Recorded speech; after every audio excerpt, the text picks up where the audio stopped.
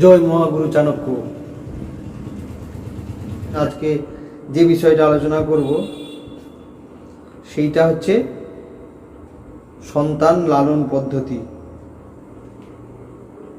সন্তান লালন পদ্ধতি মানে আপনি ছেলেপুলেদের খালি কি মারধর দেবেন, নাকি বাবা বাচ্চা করে নোনা সোলারে বোনারে করে পালন করবেন?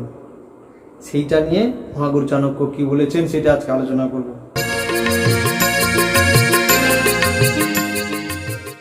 কি বলছেন চাণক্য তার শ্লোকে? লালনে বহব দোষাস্তারণে বহব গুণা তৎসাৎ পুত্রং চ তারয়্যন্ন লালয়েৎ। এটা সংস্কৃত শ্লোক, প্রত্যেকটার শব্দের আলাদা আলাদা অর্থ আছে।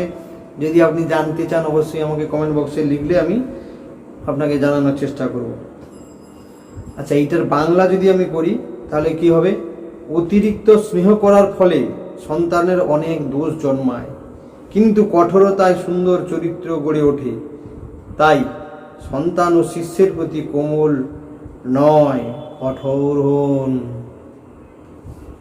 কেমন কথা? খুবই ভালো কথা না? এবার চলে যাব ব্যাখ্যায়। চারিপাশে আমরা যে সমস্ত দেখতে পাই সেখান থেকে একটা ব্যাখ্যা করব। কীরকম?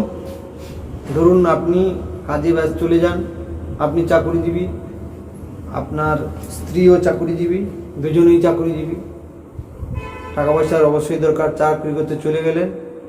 ছেলের যখন যা দরকার, কখনো বাইক দরকার, কখনো মোবাইল দরকার, যখন যা দরকার কিনে দিচ্ছেন, 3-4টে টিউশন দিচ্ছেন।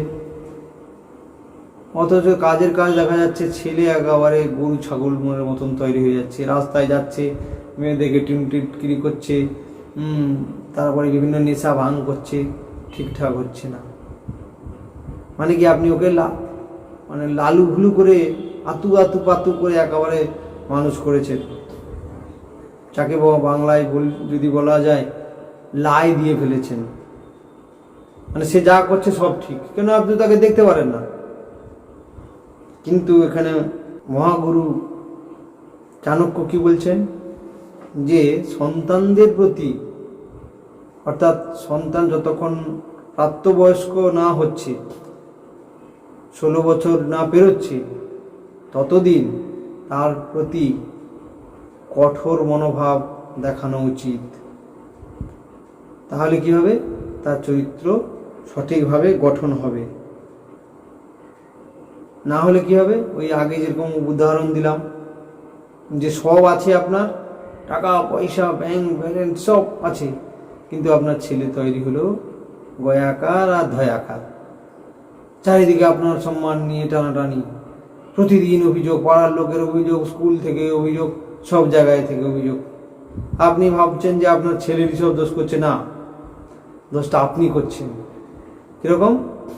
যে অতিরিক্ত আস্কারা দেওয়ার ফলে সে ওইরকম হয়ে গেছে। গোপালের গল্প আমরা জানি, ছোটবেলায় পড়েছি। তার মাসি কাছে যখন ছিল, স্কুল থেকে পেন পেন্সিল সব চুরি করে আনতো, কিছু বলতো না।